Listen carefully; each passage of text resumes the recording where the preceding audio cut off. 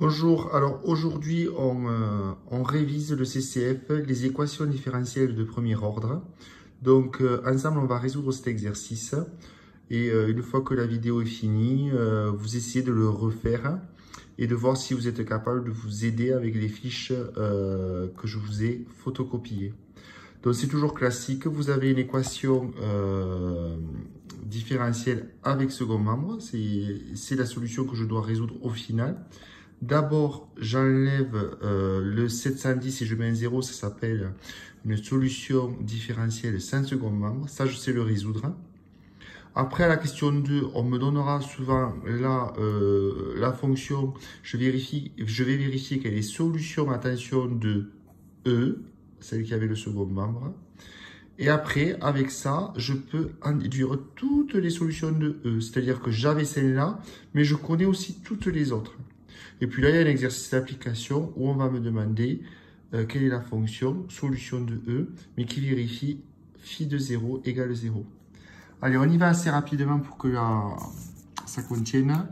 Donc, quand je résous ça, je m'aperçois que, alors, A ici vaut 1. C'est comme si j'avais un 1. Et B ici vaut 710. Donc, je peux marquer que les solutions,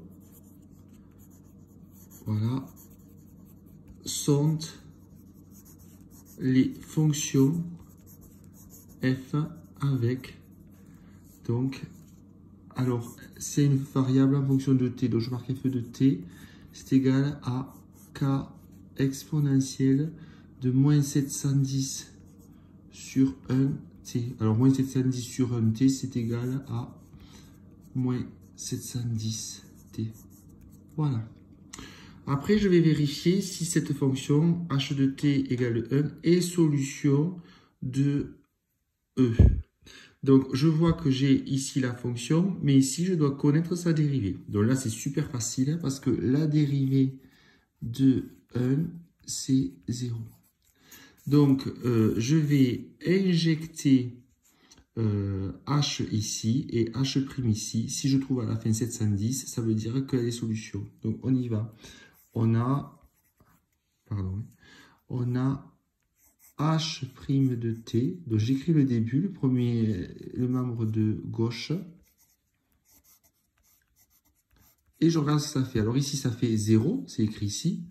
0 plus 710 fois 1. Et bien c'est égal à 710. Donc comme c'est égal à 710, ce que je dois attendre à l'équation différentielle avec ce second membre, je peux dire que donc h solution de E. Donc, j'ai les solutions sans second membre, j'ai une solution particulière. Donc, je peux en déduire la solution générale de E toujours, en additionnant donc les solutions de E, pas de sont les fonctions f avec, alors je les appelle toujours f de t, parce que j'ai pas d'autres. Donc, je recopie la solution sans second membre et j'ajoute la solution particulière. La question 4, elle est super facile. En fait, le but, c'est de déterminer K. C'est trouver K. Alors, comment je trouve K? Je sais que phi de 0 égale 0. Ça veut dire que phi de 0, c'est quand je remplace t par 0. Donc, ça me fait K exponentielle de moins 710 fois 0 plus 1. Et ça, je sais que ce nombre-là est égal à 0. Donc après, je résous cette petite équation. Alors, je ferai un sujet où il n'y a pas de calcul trop compliqué. Donc ça fait 0. Plus 1 égale 0. Exponentielle de 0, ben vous le cherchez à la calculatrice pour ceux qui ont du mal. Je le montre. C'est pas compliqué. Annuler. Donc, exponentielle, elle est ici. Je fais seconde. Voilà, j'ai l'exponentielle ici. Et je fais 0. Donc, on trouve 1. Voilà, bon, c'est une valeur qu'on doit connaître quand même. Donc, k fois 1 plus 1 égale 0. Ça veut dire que k égale moins 1. Donc, finalement, l'expression de phi de t, oh mais ça. Phi de t, c'est et bien je recopie moins 1.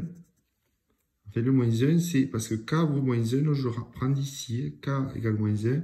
Exponentielle moins 710t plus 1. Voilà. Donc, vous refaites ça un peu plus tard. Vous regardez bien les fiches avec les exemples en vert. Pour ceux qui ont du mal, sachez utiliser Xcas. Ça, vous le faites. Hein. Il faut que ce soit clair. Demain, je vous donne un autre exo. Allez.